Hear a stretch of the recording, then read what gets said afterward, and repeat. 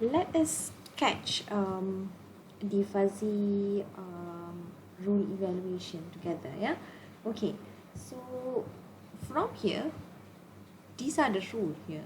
Okay, so I will use XYZ representation here instead of project funding, project staffing, and risk here, so that it will be easier for us to see. Okay, first thing first, let us take a look at the first rule here. So in the first rule, we have if X is A3 or Y is B1, then Z is C1, right? Okay, so we know that our X, okay, let us just I will write here, okay, what is our A3. Okay, A3, oh my god, this is not working. Okay, sorry.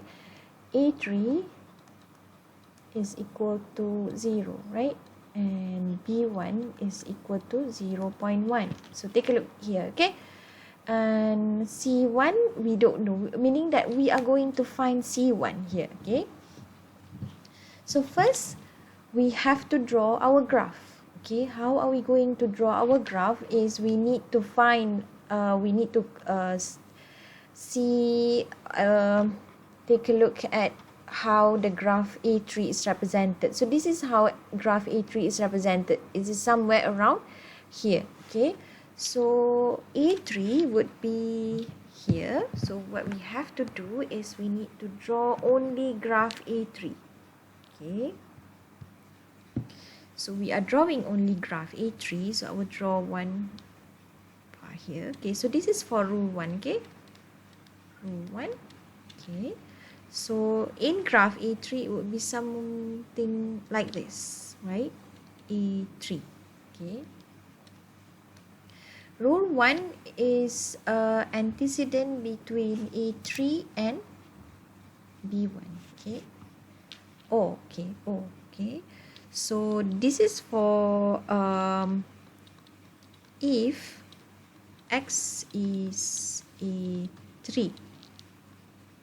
O, okay, we having O here. Y is B1, okay. So what about our graph of B1? So where is B1? Okay, take a look at B1 graph. Okay, it would be something like this. Okay, so B1 will be something like this, right? Okay. So this is B1, okay, graph B1 with all fuzzy operator. Then from there we have O, okay. We want to see, okay, we want to see where does the graph, okay, where does the graph falls in C1, okay, falls in C1. Okay, so what you have to do is, you know that if you have multiple antecedent, you need to have those single number based on our multiple antecedent, right? So you know that in A3 you have 0 here, 0 value. B1 you have 0.1, okay.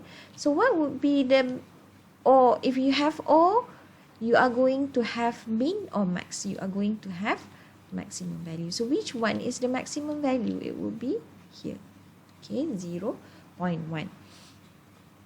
So if you have here 0.1, meaning that you are going to take this graph value and then you are going to plot it into your C, or the output, the graph, the Z value is the output lah.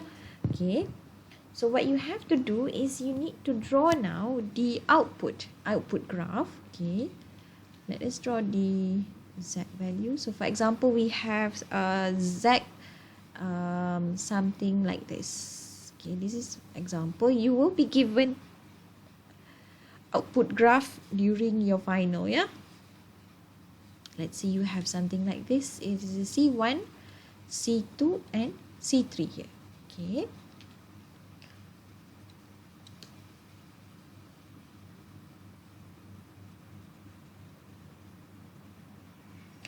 So from here, what you can see, okay, you are having maximum. Sorry. You are having maximum here, that is 0.1 at y1 value. So what is your y1 value? Okay, your y1 value is what is it? Okay, 60. Okay, your y is 60, your y1 is 60. Okay, so it will be somewhere around here, 60. So it will be here. Okay, sorry, it will be 0.1 value. The value is 0.1. So possibly somewhere around here, 0.1. This is 60. I say, okay, say this is 60. Okay, so from here, you are going to have 0.1 value. Okay, 0.1, you are going to plot this to your C1 because you are having rule with C1. So here you are going to draw this like this. Okay, so this is for C1, meaning that dia punya, you akan lorikkan value C1 tu sampai 0.1 up to 0.1. Please don't draw anything on C2 and C3 as long as dia ada dekat C1 sahaja. Okay, this is for rule 1. Okay, what about our rule 2? So we have rule number 2. Okay, so rule 2, if x is A2 and y is B2,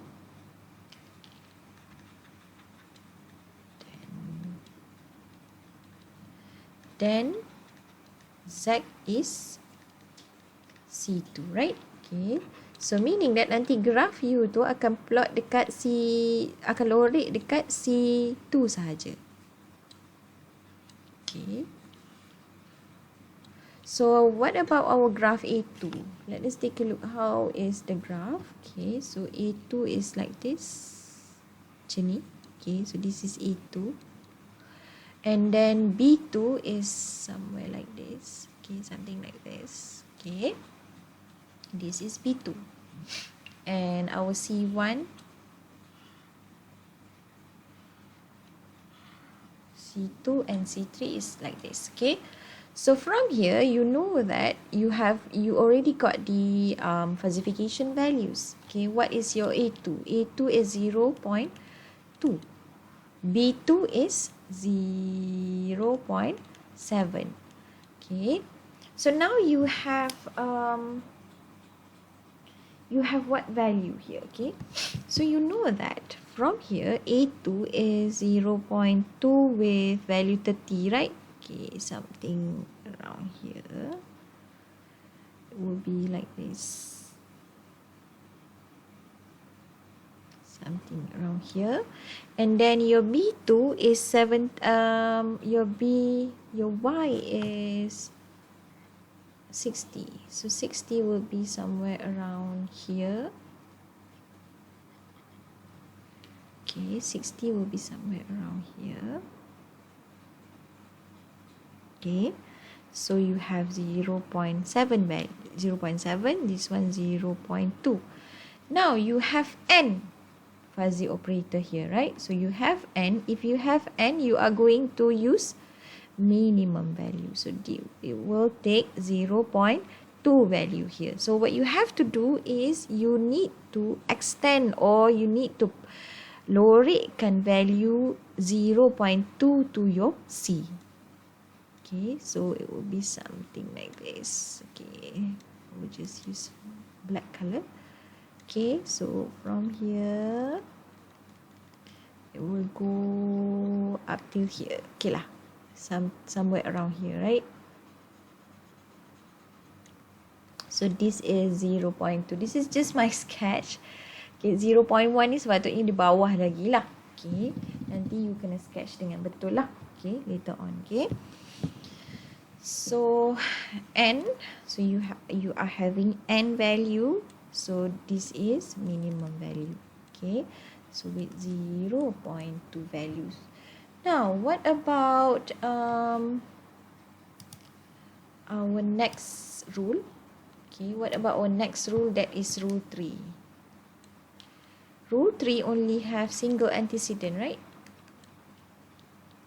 So in rule 3, you have if x is A1, then z is C3. Okay, so where is A1? A1 would possibly somewhere around here, so it would be like this. A1, okay. Plus, is there any plus? Because we don't have any multiple antecedents, so we just directly go to our output. So what about our output? C1, C2, and C3. C1, C2, C3, right? So what is our A1? A1, okay, is 0.5. 0.5. Please remember, this is the value that we got from the falsification process, okay? So where is 0.5? Okay, 0.5. So if, from value 30 just now, 30, okay, 30, right? 35, yeah. From value 35, okay, from value 35, we have it in somewhere around here. Okay, so this is 35. So possibly this is 0.5. Okay, this is just my sketching, okay? So you have to do it properly. And then it will plot to C3. Somewhere like this, okay? So this is 0.5, okay? So this is how you are going to do the rule evaluation before we proceed to the aggregation and defalsification, right? Okay, so this is how it will looks like, okay? Just similar like this. So when you do the aggregation, you need to clip all of this, okay? You need to clip all of this, and then you are going to aggregate them together, okay? So when we do this clipping, okay, when we do this clipping, usually we will do only the clipping. We will leave, okay, we will erase all of the graph up here, okay. Memang kita padam terus semua. Memang kita potong macam seolah-olah kita potong value graph tu kat situ saja, okay, sakat 0.1. Kalau C2 pula sakat 0.2, kalau C3 pula sakat 0.5, okay. So the most common method of correlating rule consequent with the truth value of rule antecedent is to cut the consequent membership function at the level of antecedent truth. So our antecedent truth is just at 0.1, 0.2 and 0.5. So this method is called clipping. Since the top of the membership function is sliced, the clip fuzzy set loses some information. However, clipping is still often preferred because it involves less complex and faster mathematics and generate an aggregated output surface that is easier to defalsify. So, there is another method, okay, that is scaling. Scaling is a better approach, but then it is quite what they call that there is a drawback whereby it generally loses less information but useful in fuzzy expert system, tapi dia quite complicated, okay. So from our rule evaluation here, okay, so from our rule evaluation here, we will do the aggregation. I will skip the Sugeno. Okay, I will do Sugeno after Raya. Okay, so we will do the aggregation. Okay, aggregation meaning that we unify the output here into one graph. Okay, into a single fuzzy set. Okay, so the input of the aggregation is the list of clip or scale consequence, and the output is one fuzzy set. Okay, so this is our aggregation here. Okay, So you know that our C1 has been clipped to 0.1, C2 has been clipped to 0.2, and C3 has been clipped into 0.5. So can you imagine if we combine all of these graph together again, it will be something like this. Okay, it will be something like this. For the defuzzification method, I will cover this after your Raya break. Okay.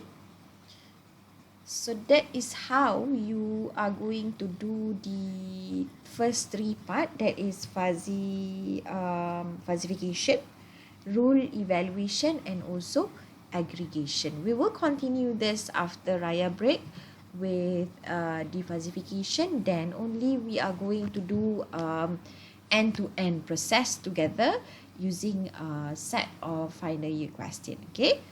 Thank you everyone. Bye.